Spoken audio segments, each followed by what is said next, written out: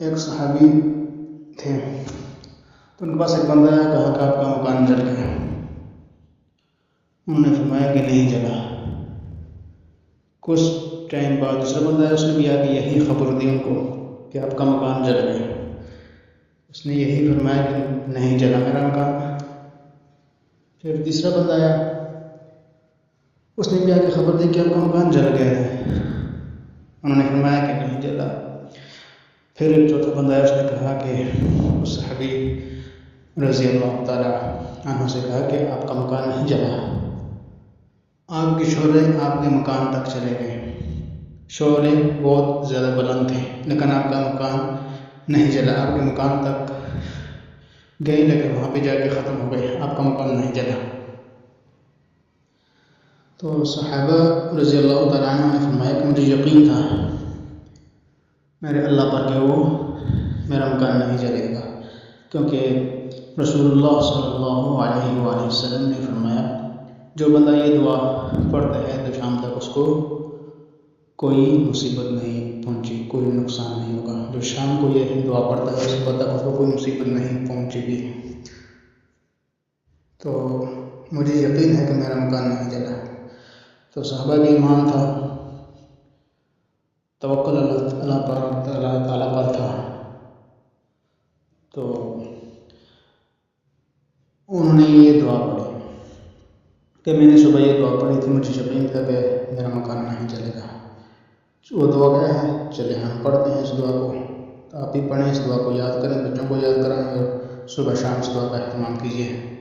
بسم اللہ الرحمن الرحیم۔ اللہم انت ربی لا الہ الا انت علیک توکلت وانت رب العرش الکریم، ما شاء اللہ کان وما لم یشأ لم یکن ولا حول ولا قوة الا باللہ العلی العظیم۔ اعلم ان اللہ علی کل شیء قدیر واعلم ان اللہ قد احاط بكل شيء علما۔ اللهم إني أعوذ بك من شر نفسي ومن شر كل دابة أنت آخذ بناصيتها إن ربي على صراط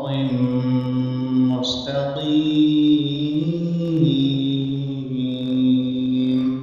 میری دعا ہے اللہ تبارک و تعالی جو حادثات پیش ہوئے کراچی کے اندر، اس کے اندر جو لوگ جو ہمارے بھائی بہنوں کی شہادت ہوئی، اللہ تعالیٰ ان کو جنت الفردوس میں اعلیٰ مقام عطا فرمائے، اللہ تعالیٰ ان کے درجات کو بلند فرمائے، اللہ تعالیٰ سب کی بخشش فرمائے، اللہ تعالیٰ ان کے جو لواحقین ہیں اللہ تعالیٰ ان کو صبر جمیل عطا فرمائے۔